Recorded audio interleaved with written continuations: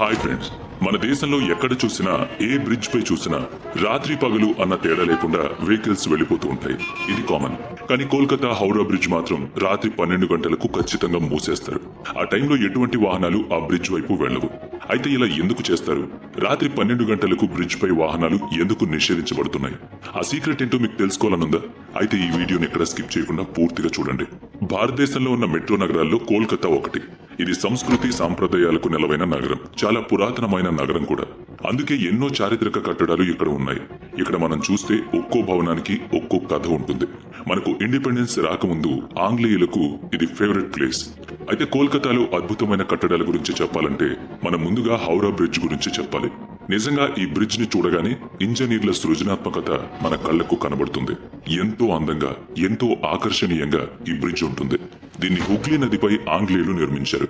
ఈ బ్రిడ్జ్ రావడం వల్ల ప్రతిరోజు దాదాపుగా లక్షల వాహనాలు, 1.5 మంది పాదచారులు ఈ నదిని దాటగలుగుతున్నారు. అందుకే ప్రపంచంలో అత్యంత రద్దీగా ఉండే కాంటిలివర్ వంతెన అని పిలుస్తారు దీన్ని. కానీ కోట్లాది మంది ప్రజలు ఉపయోగించే ఈ బ్రిడ్జ్ ని రాత్రి 12 గంటలకు, మధ్యాహ్నం 12 గంటలకు మూసేస్తారు. అయితే ఇలా ఎందుకు చేస్తారన్న దాని గురించే ఈ రోజు మన టాపిక్. ఇండిపెండెన్స్ రాకముందు మన దేశ రాజధానిగా కోల్కతా ఉండేది. ఆ సమయంలో వ్యాపార లావాదేవీల కోసం ఆంగ్లేయులు ఎక్కువగా కోల్కతాకు వచ్చేవాళ్లు. అంతేకాకుండా బ్రిటన్ నుంచి ఇండియాకు సముద్ర మార్గం ద్వారా వచ్చేందుకు ఈ నగరాన్ని వాళ్లు పోర్టుగా ఉపయోగించుకునేవాళ్లు. కానీ నగరం చేరుకోవాలంటే వీరికి హుగ్లీ నది దాటడం కష్టంగా ఉండేది. పైగా ఎక్కువ ఖర్చు, ఎక్కువ ఇంధనం కూడా అయ్యేది. దీంతో ఈ నదిపై బ్రిడ్జ్ ని ఏర్పాటు చేయాలనుకున్నారు తెల్లవాళ్లు. 1871లో బ్రిడ్జ్ కట్టేందుకు బెంగాల్ సర్కారుతో బ్రిటిష్ ప్రభుత్వం మాట్లాడింది. ఆ తర్వాత ఒక చట్టాన్ని తీసుకొచ్చింది. 1874లో సర్ బ్రాడ్ ఫోర్డ్ లీసీ తన ఆధ్వర్యంలో వంతెనను నిర్మించాడు. ఈ బ్రిడ్జ్ కు సంబంధించిన భాగాలన్నీ ఇంగ్లాండ్ లో తయారు చేశారు. అక్కడ తయారయ్యాక కోల్కతాకు వచ్చేవి. అయితే మొదట వంతెన కడుతున్నప్పుడు తుఫాన్ రావడంతో వంతెన దెబ్బతింది. ఆ తర్వాత మళ్లీ దాన్ని పూర్తి చేశారు. మొత్తానికి 1874లో అక్టోబర్ 17న ప్రజల కోసం ఈ వంతెనను తెరిచారు. దీని నిర్మాణానికి మొత్తంగా 22 లక్షలు ఖర్చయింది. అప్పట్లో ఈ వంతెన 1528 అడుగుల పొడవుంటే 62 అడుగుల వెడల్పు ఉంటుంది. ఇరువైపులా 7 అడుగుల వెడల్పు కాలిబాటలు ఉంటాయి. ప్రారంభంలో స్టీమ్లు, ఇతర సముద్ర వాహనాలు వెళ్లేందుకు వీలుగా ఈ వంతెనను కాలానుగుణంగా బిగించేవాళ్లు. కొంతకాలానికి పగటి పూట నౌకలు వెళ్లకూడదని నిషేధం తీసుకొచ్చారు. దీంతో అవి రాత్రిళ్లు వెళ్లేవి. ఈ బ్రిడ్జ్ పై ఉండే లైటింగ్ స్పెషల్ అట్రాక్షన్ గా ఉంటుంది. డైనమోతో నడిచే ఎలక్ట్రిక్ స్ట్రీట్ లైట్స్ ఇక్కడ మనకు కనిపిస్తాయి. ఆ తర్వాత 1900లో ఈ నగరంలో వ్యాపార లావాదేవీలు మరింతగా పెరగసాగాయి. దీంతో ఈ వంతెనపై ట్రాఫిక్ పెరిగిపోయింది. ఇక 1905లో బ్రిటిషర్లు ఈ వంతెనను మరింత వెడల్పు చేశారు. 1920లో మరోసారి ఈ వంతెనను కట్టాల్సి వచ్చింది. ఎందుకంటే ఆ సమయంలోనే మొదటి ప్రపంచ యుద్ధం జరగడంతో ఆ వంతెనపై రాకపోకలు నిలిచిపోయాయి. ట్రాఫిక్ బాగా పెరిగిపోయింది. దీంతో ఖచ్చితంగా కొత్త వంతెన కట్టాల్సి వచ్చింది. 26,500 టన్నుల స్టీల్ ని ఈ వంతెన నిర్మాణంలో ఉపయోగించారు. అయితే కేవలం 3,000 టన్నులను మాత్రమే బ్రిటిషర్లు తీసుకొచ్చారు. మిగిలింది అప్పట్లోనే భారత ప్రభుత్వం నిర్మాణంపై ఒత్తిడి తేవడం, అలాగే స్వదేశీ కంపెనీని ఆ ఉత్పత్తి అందించాలని చెప్పడంతో టాటా కంపెనీ 23,500 టన్నుల స్టీల్ ని ఆ వంతెన కోసం ఉత్పత్తి చేసింది. ఇంత పకడ్బందీగా ఈ వంతెనను ఎందుకు నిర్మించారంటే పైన బండ్లు, కార్లు, బస్సులు వంటి వాహనాలతో పాటు కింద బోట్లు, ఓడలు వెళ్లేంత వీలుగా దీన్ని నిర్మించారు. నిజంగా ఈ వంతెన నిర్మించిన ఇంజనీర్లు ఎంత తెలివైన వాళ్లంటే ఇంత పొడవైన వంతెనకు ఎక్కడా ఒక్క పిల్లర్ కూడా ఉండదు.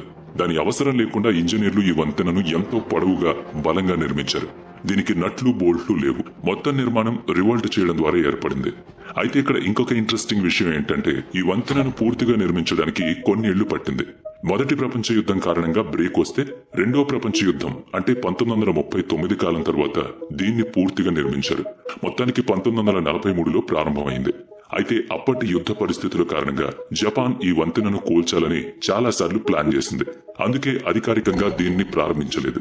ఈ వంతెన పేరు మొదట హౌరా బ్రిడ్జ్ అయితే ఆ తర్వాత 1965లో దీని పేరును రవీంద్రనాథ్ ఠాగూర్ కి గుర్తుగా రవీంద్ర సేతుగా మార్చారు. ఇదంతా బాగానే ఉంది. మరి పగలు, రాత్రి సమయంలో 12 గంటలకు ఎందుకు దీన్ని మూసేస్తున్నారు అంటే ఈ బ్రిడ్జ్ కు ఎక్కడా పిల్లర్స్ లేవు. అలాగే అది సమాంతరంగా ఉంటుంది. దాంతో పాటు 25,000 టన్నులు మాత్రమే రోజుకి అది మోయగలుగుతుంది. అందుకే రోజులో 2 సార్లు అంటే మధ్యాహ్నం 12 గంటలకు, రాత్రి 12 గంటలకు దాన్ని బంద్ చేస్తారు.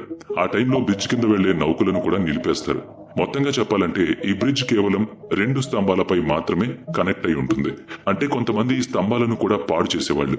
ఒక్క అలాగే గుట్కాలు తినేవాళ్లు ఆ స్తంభాలపై ఉమ్మడంతో అవి పాడవడం మొదలుపెట్టాయి.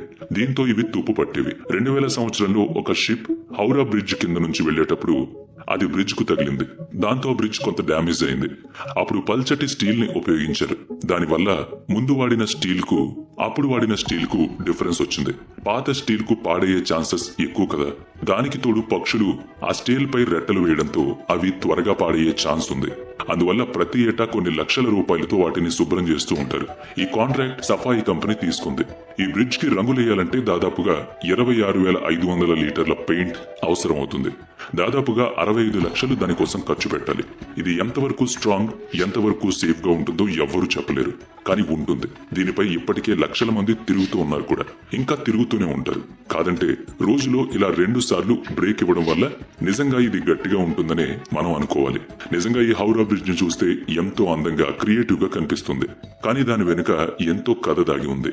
మరి హౌరా బ్రిడ్జ్ కి సంబంధించిన ఈ కథ మీకెలా అనిపించింది? కామెంట్ చేయండి.